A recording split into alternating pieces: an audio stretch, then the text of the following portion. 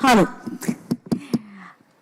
Okay, filler session, lunch hour, between two, how should I put it, very, very glamour heavy sessions. Here we are. We are going to talk about dystopia, and we were hoping it would be spring, but it's actually closer to summer and warmer, so pretty close to reality. I think we'll start right away. People can filter in. It would be good to see how many people were born around 1990 or afterwards. Can you show of hands, please? Okay. Okay. Right. And 70s, people born in the 70s? Okay, right. Yeah, 70s onwards. The reason I say this is because we are kind of the generation that is going through and will be most affected by dystopia, the dystopia that we live in.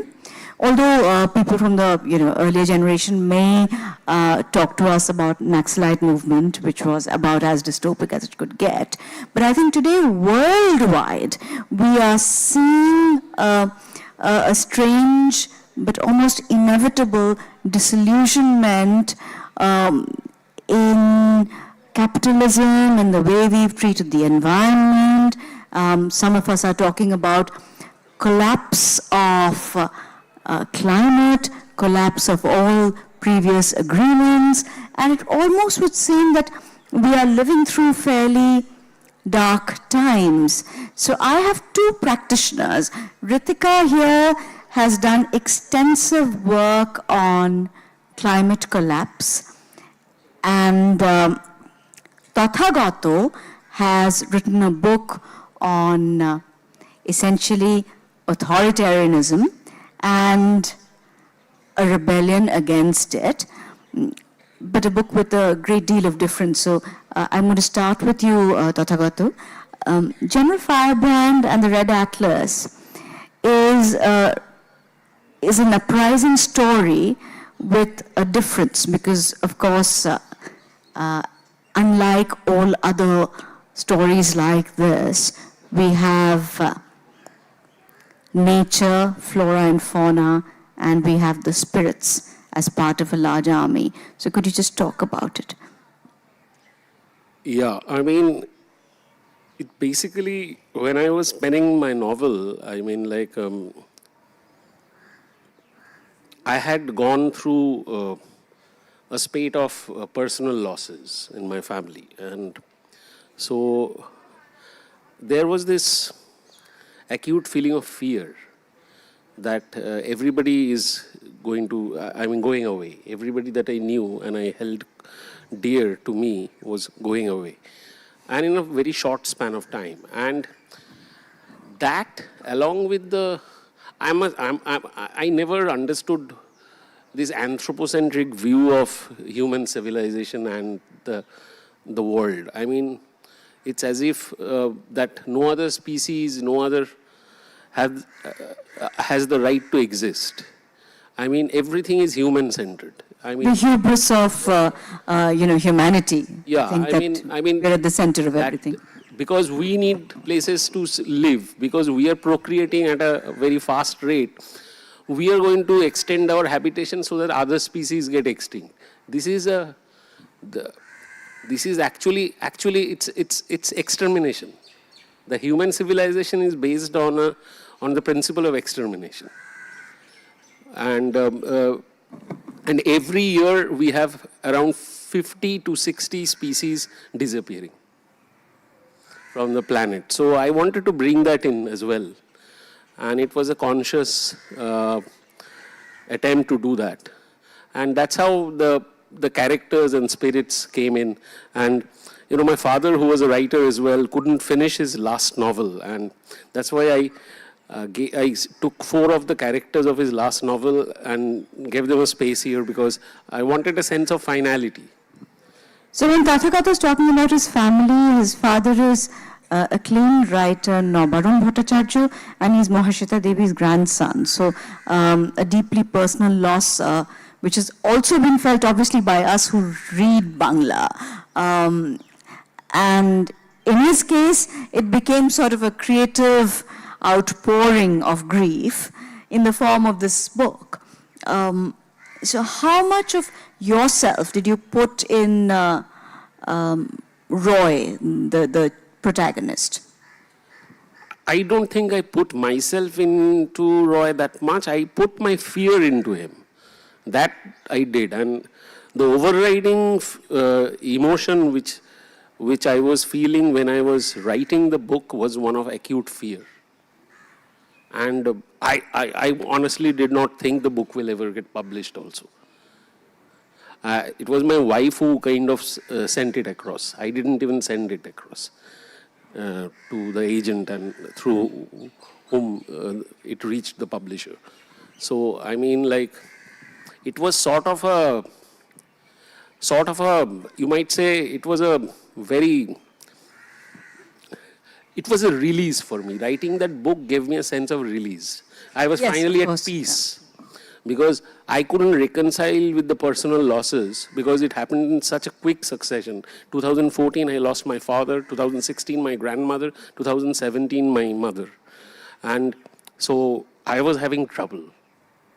And I could finally reconcile, and the book became the vehicle, basically. Interestingly, from your book, I'm going to come directly to Ritika's practice, because Ritika, you have done quite a lot of work on rest and even laziness being a form of resistance to dystopia or to, this feeling of malaise. And could you just take us through it? Yeah, I think to work with the semiotics or the practice of laziness or rest or as resistance, I think is to really reckon with what the origins of these words are and how they have been perceived, especially by people who hold power across different regimes, across different socio-political formations in a way. So a very simple example, well, not simple, but I think an example would be the myth of the lazy native on plantation and colonies, right? The way that native bodies, for example, in Southeast and South Asia were seen as lazy if they refused the white master, in a sense. So how the myth of the lazy native, as it's now come to be seen or known, started in protest, started with rest, with laziness as a form of rebellion, of not being exploited, essentially. So I think that's where some of the origins are, and I can elaborate more on certain other things, but when it comes to questions of rest, what does it mean to rest? Who gets to rest? Who has the privilege of resting? In terms of when we think about dystopias that are unfolding, that have unfolded, that are, yet to come. So, yeah. So interestingly, we are also at that time in history where quiet quitting has become a generally accepted term. Do you think, Ritika, that we're finally at the time where mainstreaming, without necessarily sort of realizing that we are mainstreaming rest as resistance, where has that time actually come? I don't know. That's a really hard question, because we're also then approaching forms of like gig economies that are also still highly exploitative, that are then using the taking away or the recession from traditional capitalist 9-to-5 jobs that are still being exploited. Bodies are still being exploited, right? So I think it's hard to tell, but I do think there is a generational shift in terms of not wanting to basically, excuse my French, I guess, prostitute your body, your labor, and your brain in ways that are being sort of scooped up by late capitalist companies in order to fuel their own greed. So, yeah. So capitalism as utopia turns to sort of capitalism as mainstream, and then eventually late-stage capitalism, which turns to authoritarianism. And coming back to you and your act of rebellion, you're writing a book. Anxiety is a very big part. I mean, you wrote the book, you said the predominant emotion you felt was fear. Anxiety also is a large part of your work. So what is anxiety as resistance? I think the resistance is to allow yourself to feel and to sit and dwell within the anxiety rather than try to mollify it or to very quickly sort of brush over it by quick consumption, you know, get your favorite meal or indulge, in all of the different ways in which the systems and structures have laid out for you to not really sit with the core of these fears. Because what anxiety is not the same as fear, right? Anxiety, for me, is a symptom of living under dystopian structures. And so then to sit and dwell with and critically reflect on anxiety is a methodology, essentially, to parse how you show up and how your body and brain shows up within the lives that we're living and within the structures that we're living. Yeah. I think the fact that we are perpetually anxious is because it stems from a permanent insecurity. And that is fueled by the capitalist system. Because, I mean, you're not sure of whether you can hold on to your job, whether you will be able to take care of your family. And certain countries who try to balance the two are also finding it very difficult to fiscally implement all those things. So I think that's what fundamentally the anxiety comes from. And for the youngsters, today's students, they don't know whether they will get they'll get any employment. I mean, they don't know whether they'll be able to afford a house, have a family. Yeah, I mean, these are the times that we are living in. It's a time of opulence. It's a time of on one side and a time of complete nothingness on the other side. Yeah, I mean, Mark Carney, of course, has just said, I think, a sentence which summarizes the overall anxiety of the world today by saying, if you're not at the table, you're on the menu, which is really at the point at which, I mean, we have arrived where we're beginning to talk about cannibalizing. But Tathagata, your book, and even Ritika, your work, is not entirely without humor. Humor in dystopia is often a way to heal ourselves or to deal with the situation. I mean, if there is perhaps no joy and no flourishing, I don't know if there is any joy or not, we'll come to that. There is at least a way of dealing with it through either gallows humor or some way of looking at it in a different manner. And you have used humor in your book quite extensively, if I might add. So can you just tell us a bit about it? Perhaps in, the names or other techniques that you've used? Well, I mean, like, humor is an essential part of being, I think. I mean, like, if you, and I mean, I am of the opinion that you should be able to mock yourself. So, and don't take yourself very seriously. Because if you can do that, then no amount of public criticism can touch you. I mean, and I think humor, wit are essential parts of also my Bengali being. I grew up in Calcutta, on the streets of Calcutta, and like a regular boy. And for us, humor was a part of daily life. And even in my family, everyone, my mother, my father, my grandmother, everybody had this weird sense of wit and humor. At times, even quite bawdy humor. Yeah, and also irreverent. Very irreverent kind of humor. I think it's very important to be able to. That's a very important part of, I think, one's life. So I'm going to ask both of you to read out a little bit of your experiment with humor in your work with AI, and in your case, an excerpt from your book. So if you could just, that's the button, yeah. So Ritika, okay, Tata, you want to go first? Yeah. Jita aage hobe. I'm not really sure exactly what to read, but I think perhaps, in a recent sort of fragmentary essay that I wrote for Seventh Wave magazine, I'm trying to have a conversation. It's called 7 Vignettes for the Apocalypse. And I'm trying to have a conversation with AI, and this is in 2022. So it's an earlier version of AI called DaVinci 003. And yeah, I'm just trying to have a conversation around what the end of the human or non-human world will look like with AI. And AI is really trying to be very optimistic and tell me that no, like the world's not going to end, but we do need to think about the end of the world. And I'm like, okay, AI, will you give me some examples of the end of the world art? And AI says, some examples of end of the world art include the paintings The Destruction of Sodom and Gomorrah by John Martin, which is a real painting, and The Last Man by the Joseph Wright of Derby.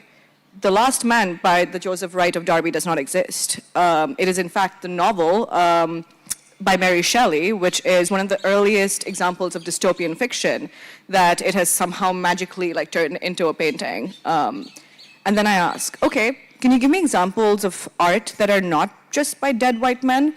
And then AI says, some examples of end-of-the-world art by non-dead white men include the paintings The Destructions of Sodom and Gomorrah by John Martin and The Last Man by Joseph Wright of Derby. I'm like, cool. Can you give me some examples by women who are by artists who are women, or like, you know? They're like, no, the same paintings over and over again. And I was like, are these the only examples you know? And AI was like, no, they're not. These are not the only examples I know. And then I said, can you give me more? And he says, some other examples of end-of-the-world art include the paintings The Destruction of Sodom and Gomorrah by John Martin and The Last Man by the Joseph Wright of Derby. So I think this just goes to also show that everyone's talking about the end, like AI as the end of human intelligence and, you know, dystopia. But AI is also very dumb, because you also have to understand that AI has actually been trained on a lot of very flawed data, and by, you know, people with a lot of inherent biases, as well as systems that are also inherently flawed. So yeah, I just think there is a humor in the breakdown of a conversation around intelligence and the end of the world. So you remind me of Benoit Blanc in The Glass Onion, when he's actually saying, you know, no, he's not so dumb that he's brilliant. He's just dumb. Yeah. Anyway, moving on to Tathagata. Well, I'm just reading from parts. I mean, they might, because they will be disjointed. So basically, usually the first thing President Adam Bum did, so the name itself is Bum, Adam Bum did when he woke up at 9:30 was to check the stock price of Bum Realty Corp. But not today. An upset tummy had him rushing to the toilet at 4 a.m.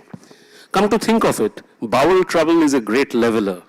Even the most powerful man on the planet is reduced to rushing his ass to the right place before it's too late. The president had been in and out of the toilet, pulling his flannel pajamas up and down at regular intervals for the next 2 hours. He was exhausted by the time his bedside phone began to ring. He picked it up and let out a feeble hello. Frank here. You need to meet the rest of us ASAP.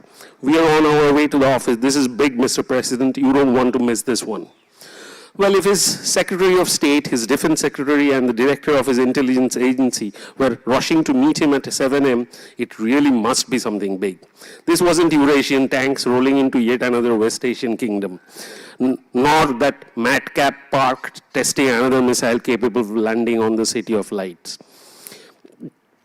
A major terror leader droned, an alien invasion of Earth, a video of one of his orgies gone public.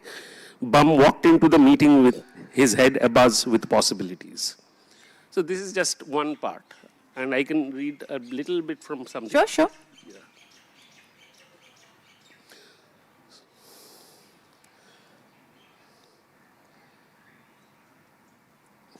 Did you have Yeah. So basically, lots of rude names? I mean, Yeah. that I can vouch for. So this is basically when Admiral Ramon Limdick is going back to his suite. As he opened the door to his suite and closed it behind him, a strange smell hit him. If Limdick had ever worked in a zoo, he would have identified it right away. Then he spotted his prized possession, a bottle of Martel's Premier Voyage, a gift from the French defense minister, lying uncorked and quarter empty on his study table. The drinks cabinet door was ajar. He turned left and opened the sliding door to his bedroom, but saw no one, though the porthole was open, which was unusual. His bedsheets were crumpled and the pillows tossed about. The strange smell grew stronger. He headed to the porthole to pull it shut, but froze as a voice growled, "Sit down, Limdick." Limdick took a moment or two to unfreeze his limbs and turn around. Seated in his armchair was Black Panther, who took a sip of the $15,000 cognac and put the snifter down on the left armrest. Now, that's what I call a good brandy. It's too bad they produce just 300 decanters of it. Don't you think so? So this is just another part. Yeah, so this is what I meant by, how he'd woven in, animism into it. But also, I mean, for someone who lives just down the road, what I really loved was a lot of the spirits you'd kind of invoked who became characters in the book and a very large part of the resistance. And there's Captain Indro Roy. Indro Roy Road is in Bhabanipur near Indira Cinema and very, very close to Seagull, or what used to be the Seagull office, and also very close to my home. And Begum Johnson, both very famous characters from Calcutta's colonial and Second World War history. So Tathagata, if you could just talk about them a little bit, how they appear in your book and who they were. So Captain Indra Roy was India's first actually fighter pilot ace. He died in the First World War. He shot down, I think, about 13 or 19 planes and German planes in the First World War. He was with the RFC, Royal Fight, and he was 19 years old when he died. I've visited his cemetery. It's at Parc des Calais in France. So he's buried there. And he incidentally was the uncle of independent India's first Air Chief Marshal, Subrata Mukherjee. Subrata Mukherjee. The Subrata Cup football tournament is named after Subrata Mukherjee. So Captain Roy was his uncle. And I brought him another character also, Captain Harjit Singh. So they were India's first two fighter pilots in the First World War. And I've gotten some characters from World War II, and Begum Johnson was actually an actual, I think, 18th century British noblewoman. She came to Calcutta and she was... Frances Johnson, right? She was actually, that was a Christian name? Frances Johnson, if I'm not mistaken? Possibly. I mean, I'm not able to recall. So her right mausoleum is in, as you know, Juk Chanok's mausoleum. And it happened so, tomb is. Happened so his son or his grandson went on to become the PM of UK. Robert Jenkinson, his name was. So, but she never felt the urge to go back to London. She felt at home here. So, and she is also a character in my father's novel. And along with him, the civet cat, the bone bedal, or So if you live anywhere near the lakes in Kolkata, for example, and if you have, if you live in one of those flats, you probably keep your windows firmly shut because they, climb up the pipes and they're perpetually a visitor. So, and the raven, that is Dondobayush in my father's novel. The raven, so I brought them in and because I wanted a sense of closure for those characters, because towards the end my father couldn't write, finish his last book. Part homage, part memory. Necropolitics is a term that you've mentioned to me. I learned it yesterday, so don't think I know more than any of us here. Necropolitics is a very interesting term. I just learned that it's the politics of deciding who lives and who dies, which is also very much a part of our common discourse today. It's just that we don't call it by that name, so we don't spot it when it happens. And, can you just talk to us about necropolitics? Sure. And the environment, Ritika. We'll just kind of seg on from there. Yeah. So necropolitics is a term that sounds scary, and the content of it, I suppose, is scary, but it's been a really helpful framing methodology for me to think about the ongoing apocalypse in art, in literature, and life.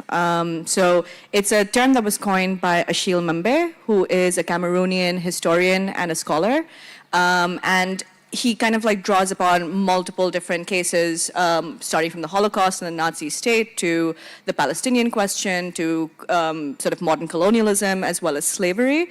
And to basically like frame it in a very, very quick way, it is essentially about the ways in which centralized extractive power systems decide who lives and who dies and how they live and how they die. And this, for me, was kind of a revelation, not because it sort of expands the biopolitical sort of power that Foucault talks about, essentially, but it's also about the ways and the logics under which certain populations are made to live. Who gets to live, but live in a way that is injured, that's debilitated, that is maimed. For example, under authoritarian regimes or under post-colonial regimes. Who gets to live and die, but governed by other people's logics in terms of when you can eat, when you can sleep, when you can have sex, when you can get married, like how any of these lives are lived, and also the kinds of deaths that you die, right? And so for me, like this is also very ecological because people who live on the thresholds of climate realities and the climate crisis, perhaps they're not necessarily directly affected by, say, a central sort of dystopian government that is governing how they live and die, but they are very much living on the thresholds of like water, heat, multiple different crises, right? But those are still engineered by sociopolitical systems, by necropolitical systems, even if they look like ecological sort of crises. So for me, that engagement and entanglement is really important. Everything is how we call it, right? And the fascinating thing about calling necropolitics is that for a moment you step back and then you realize that that Guardian article that you read, and I mean me, a few months ago about women in Haryana developing COPD after working for 4 months in these waste garment disassembly factories, which we here call growth, is actually necropolitics. So it's so powerful when we give something a name that we never realized was the name in the first place. It changes the way you look at it. Suddenly you realize that, my God, I'm a relatively poor country, so my way up the rung is to be at the receiving end of other people's trash. And trash is a huge part of dystopian art and literature. I mean, you look at East Asian literature, there is a novel called The Waste Tide, for example, which is the debut novel of Chen Qiufen, I think. But he used to be a Google or Microsoft like engineer. And then he wrote this novel about these huge heaps of trash that essentially became these islands that were floating around, and these waste pickers, who were the lower caste in a way, within this novel were obviously sort of being polluted and infected by these islands of trash. But I mean, that's not new. I mean, you look at Tejal Shah's incredible work called Between the Waves, for example, and it looks at trash, but looks at it through a more like queer eco-feminist lens, where it also almost celebrates like particular bodies sort of rolling around in the trash and wearing the trash and fashioning the trash and having orgies in the trash, right? So there are so many ways to approach dystopia. It's not a monolithic approach, I think, and that's a really important part of why art and literature can open up and unfold these worlds for us. Well, I see that increasingly, there are more and more young faces in the audience, so makes me feel quite good about the fact that we have people sitting and listening to what we have to say, because I thought, earlier on we really thought, would we have anyone listening to this at all? But now, I don't want to stop this discussion at a note where we're just talking about how dystopic our world is. I want us to talk about what we can do to resist dystopia. Is there something we can do emotionally? Is there something we can do in terms of spirituality? Is there something we can do in terms of rest, affection, love, entertainment? What can we do? I'll start with you, Tathagata. What is our answer to dystopic living? Well, I think small. So I think at an individual level, it's all that we can do. I mean, like, because right now, I don't see the possibility of an organized resistance to this globally. I don't see it. It's clearly on the back foot, and also I don't think disjointed movements have any impact. Like there have been movements on environment, there have been movements on gender equality. Do you think individualism as a reaction is just making us more anxious? Yes. More than anything else? Yes, true. I mean, I don't have an answer. I'm not answering the question per se. I'm just saying that, if a holistic resistance to this dystopian world has to come, it has to be holistic in all sense. Like it needs to balance gender equality with actual equity. It needs to bring in ecological considerations. It needs to have workers' rights, women's rights. Everything should be part of a unified movement, because the reason that these movements got picked off one by one, and that way I think postmodernism has played a spoil sport to some extent, I'll say. I mean, it's probably time to revisit the grand theory. I think your metaphor of carrying along the animal kingdom and the spirit kingdom along with people as a collective uprising against authoritarianism or dystopia is a very powerful one. But Ritika, coming to you, what can we do? I don't have an answer. I'm too young and still learning. But I think something that, and not to speak for a generation, but something that I think my peers and I discuss a lot is that in the 2 or 3, 4 maybe decades that we'll probably be alive in this world is definitely going to be, we're not going to be able to reverse the dystopia, right? So what can we do? And I think something that I keep returning to is Jack Halberstam's wonderful book, The Queer Art of Failure, where they talk about how one mustn't necessarily resist failure, or failure as a way to approach dystopic, unjust systems in a way that is communal, that is collective, and that advocates for failing better rather than not failing at all. And I think I keep returning to the notion of trying to fail better. Trying to fail better not just for ourselves and those in our immediate vicinities, but try to fail better collectively in that people who are most marginalized, most at risk, most vulnerable within all of these crises that we talk about, class crises, gender crises, all of these at least are a little bit better distributed in terms of what our collective failure looks like. So yeah. I'm going to open this up now to all of us in the audience. And if you feel that you have a question, please put your hand up. Someone with a mic will get to you shortly.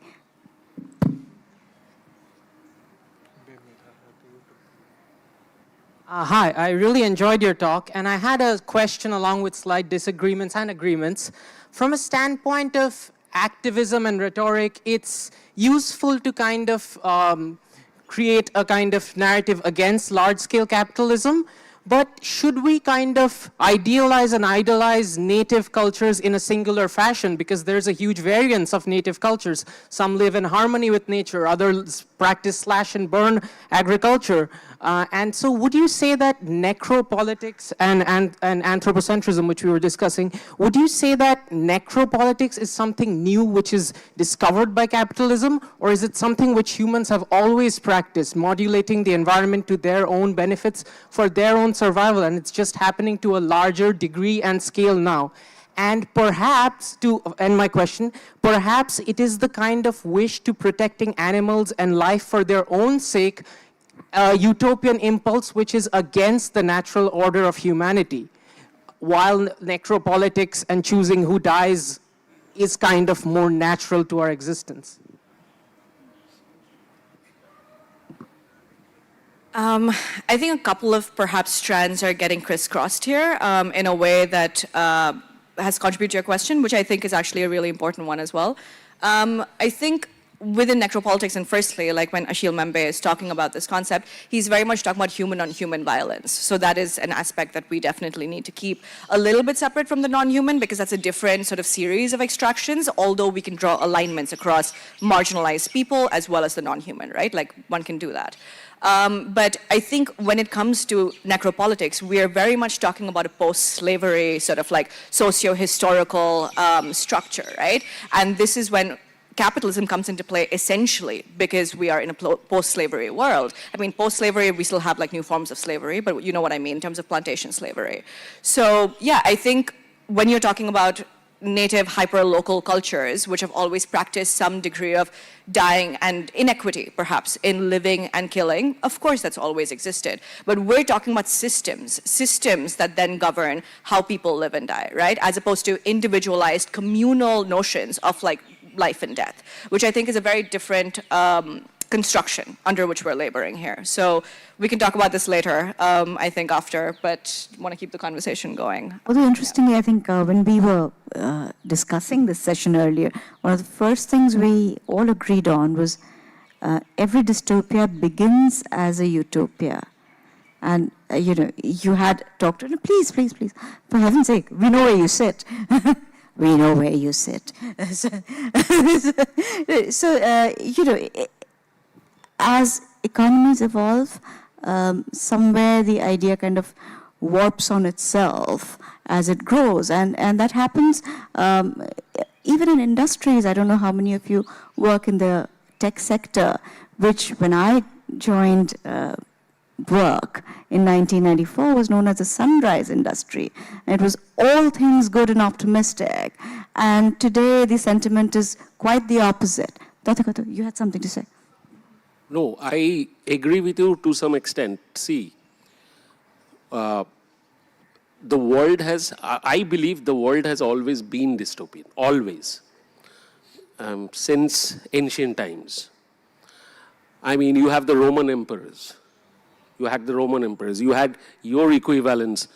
You had slavery. You had an entire country founded on genocide. That is the America. United States of America is fundamentally founded on genocide of the native people, and also Australia to some extent. And today we are realizing it all the more because the dystopia has come in our face. Because I mean, there is no American president who hasn't initiated a war or hasn't killed somebody in a developing country, what used to be called third world. But probably this guy does it it always used to be veiled under something, or this guy has taken the veil off. Yeah, there are no fig leaves fig left leaves anymore. There's just no fig leaves. And similarly, probably in our world also, in our country also, we probably when we were growing up, we wouldn't imagine India would become like this. But it has become like this in the last 10 years or so.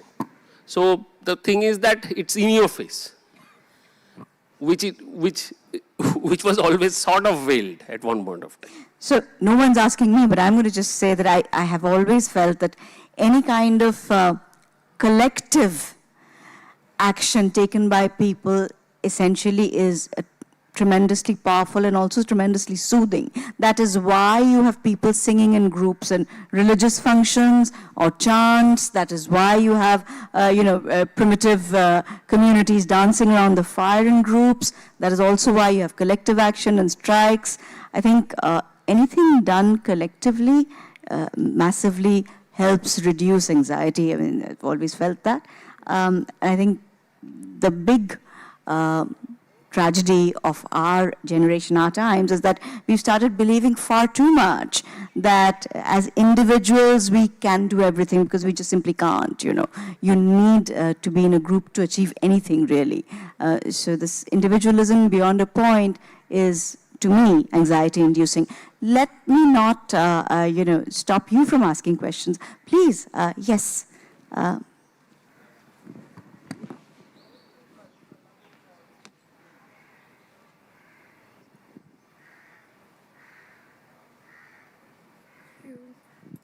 Okay, I will try to muster all the brevity that I can, but thank you so much, all three of you. This was a very thoughtful session. And one of the works that I found myself thinking a lot about is Radhika Govindrajan's Animal Intimacies, which is this beautiful ethnographic study about animals in the eastern Himalayas. And rethinking kinships, violence, interspecies intimacies. And there's a very powerful anecdote in that, which talks about how the Kumaon women raise their sacrificial goat. And at the end of the day, it is a sacrificial goat. The goat is being raised with all of this love and care to be killed, to be sacrificed for religious purposes. So my question, since we're talking about speculative futures, to all three of you is, there is a notion of looking outwards in and inwards out. How important or how useful do you find in your practices to label things? Does the labeling of a practice, such as a sacrificial goat, take away from the love with which it was raised? Or in your personal practices, do you find that there is a measure of protectiveness that comes from not naming things how they usually are? Tathagata is telling me my answer is shocking. Well, my answer will be extremely shocking because I live in the Kumaon Mountains mostly, and I farm there. And a part of my farm is also raising farm animals. And I'm going to tell you, I raise them to eat. So I don't know, I don't raise them with any love. I raise them just for eating, and I don't name them. They don't have names. But my dogs have names. I raise them with, so I distinguish between the two. I raise the goat to eat. I look after my dogs as our own children. So there is a strict distinction I make. To name is to love, sort of. Yeah. I don't raise goats or dogs, but no, I mean, obviously your question is one of naming, but also of sort of emotional complexity, right? What do we get attached to, and how do we get attached to it? And therefore, what does it mean to lose that thing? I think is kind of at the heart of your question. And yeah, I could sit here and think a lot on this, I think. And of course, I feel like Tathagata has some Oedipal differentiation between like different non-human beings, for sure. And yeah, I mean, I think trying for moral purity has never really worked for anyone. It's never worked for me or for my practices. I think as soon as you tell people how to feel, what to think, what to abide by, any sort of didacticism, I think, is antithetical to actually having people think about the thing that you want them to think about, or feel the thing you want them to feel about, or generate any sort of real response, right? So I think as a curator, as a writer, as whatever, I think I try to stay away from that and instead try to create worlds. And I think Tathagata does this as well, in terms of you create these playgrounds, you create these structures, you create potential affective sort of like landscapes, and then you let people play. You let them think and feel whatever they want to think and feel within that, right? As opposed to sort of engineering or manipulating in a certain way. Yeah. I think that's just my only response. I just know one thing, though. I mean, I'm a coward. I don't hunt at all. But I know that the ethos of the hunter is that you must eat what you hunt. And there's a certain responsibility in that action, I think. You know, it's not mindless, wanton killing to waste. And essentially, I think somewhere... Humans are the only species who kill even not to eat. No other species does that, actually. A tiger will only hunt when he's hungry. Otherwise, he doesn't hunt. Yeah. Well, yeah. Yes. On that very cheerful note, unless someone has anything remotely happy to add, we shall end our session on Nowtopia. Oh, but you have, please, we have 5 more minutes, so please. Hello. General Firebrand is one of the finest fictions I have read from India in recent years. I just want to ask two questions. Firstly, at one point of time, we used to think that a dystopian work of art and the reality are a little distant from each other, and we used to read them in a very different way. Now, we are living in such a time where the dystopian art is our reality. So, from that note, how if you would have written General Firebrand today, how you would have perceived it right now? And the second one is, you in the whole book mention Firebrand as FB. So, is it kind of intentional because the whole thing comes out of this trolling and all? So, is it like that? Yes, yeah, that I use Firebrand. I mean, intermittently I use FB and Firebrand. So yeah, it's quite conscious because social media has become a vehicle of witch hunt, essentially. I mean, there are ways to use it also in a useful manner, but most people don't do that. And second is that I wouldn't fundamentally change anything looking at the situation in today's world, because I think, in a way, the novel actually foresaw what was coming. And probably I would have used a few anecdotes from the real world, I mean, here and there. And but again, coming to, I mean, like, I always believed that we were headed towards a dystopian world which will be kind of completely naked in front of our eye. I believed so because the trajectory was there. You could see we were headed towards it. It's just that now we have arrived. So let our talk not put you off from the fact that this is a fantastic read, and it's, phenomenal characters. And it's not depressing in the least. It really is a most enjoyable work of fiction, and it's by Seagull. And if you're not popping across to their office or their store in South Cal, it should be available right here. So that's the book, and I think we're out of time. So, ladies and gentlemen, you've been magnificent. Thank you for listening to us.